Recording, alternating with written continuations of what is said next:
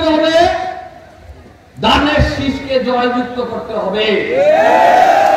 দানের শীষ জয়যুক্ত হলেই তারেক রহমান এই দেশের প্রধানমন্ত্রী হবে। এই দেশের প্রধানমন্ত্রী তারেক রহমান হলে 31 দফা, এই দেশে 31 দফার ভিত্তিতে এই দেশ পরিচালনা হবে।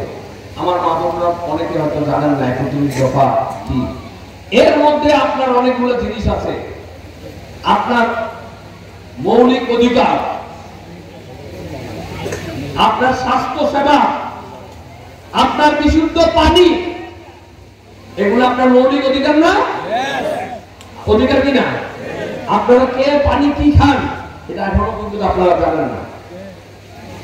সুতরাং বিশুদ্ধ পানির ব্যবস্থা প্রতি ওয়ার্ডে ওয়ার্ডে তারেক রহমানের ঘোষিত 31 সভায় আছে।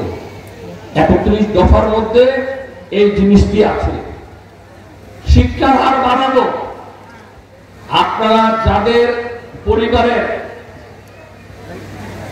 স্কুলে বাচ্চাদের বেতন দেওয়া পারেন না, তারা আমাদের সভাপতি সাধারণ সম্পাদকের সাথে যোগাযোগ করবেন। আমরা তার বেতন, লেখাপড়া, বই পুস্তক সব ব্যবস্থা করে দেব। কিন্তু আপনাদেরকে শপথ করে বলতে হবে, আপনারা আপনার ঘরের সন্তানকে শিক্ষিত করবেন। এই যে আজকে কিশোর গ্যাং, আপনারা সরকারের দিকে খেয়াল রাখেন না, যার জন্য কিশোর গ্যাং মাদকের মতো এই বেদিগুলো আমাদেরকে আক্রান্ত করেছে। আমি সকল নতুন প্রজন্মের ভাইদেরকে, বোনদেরকে বলে যেতে চাই, তোমরা সকলে আমাদের সন্তান তুল্য। তোমরা লেখাপড়ার দিকে মনোযোগ দাও, ঘোরাফেরাটা কম করে লেখাপড়া করলেই তোমরা দেখবা যে তোমাদের উন্নয়ন আস্তে আস্তেই হবে। কারণ শিক্ষাই জাতির মেরুদণ্ড।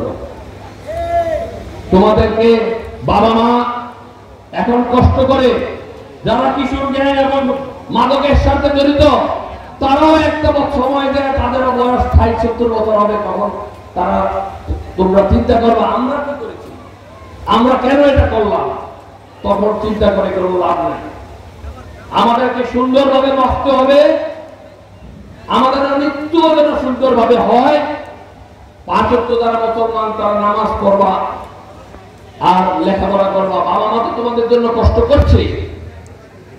সুতরাং আমি আবারও এই ইউনিয়নের বিএনপি সভাপতি, সাধারণ সম্পাদক সহ সকল অঙ্গ সংগঠনের সবাইকে ধন্যবাদ জানিয়ে আমি আমার বক্তব্য এখানে শেষ করলাম। খোদা হাফেজ। বাংলাদেশ জিন্দাবাদ, বেগম খালেদা জিয়া জিন্দাবাদ, তারুণ্যের প্রতীক তারেক রহমান জিন্দাবাদ জিন্দাবাদ, শহীদ প্রেসিডেন্ট জিয়াউর রহমান অমর হোক। আসসালামু আলাইকুম।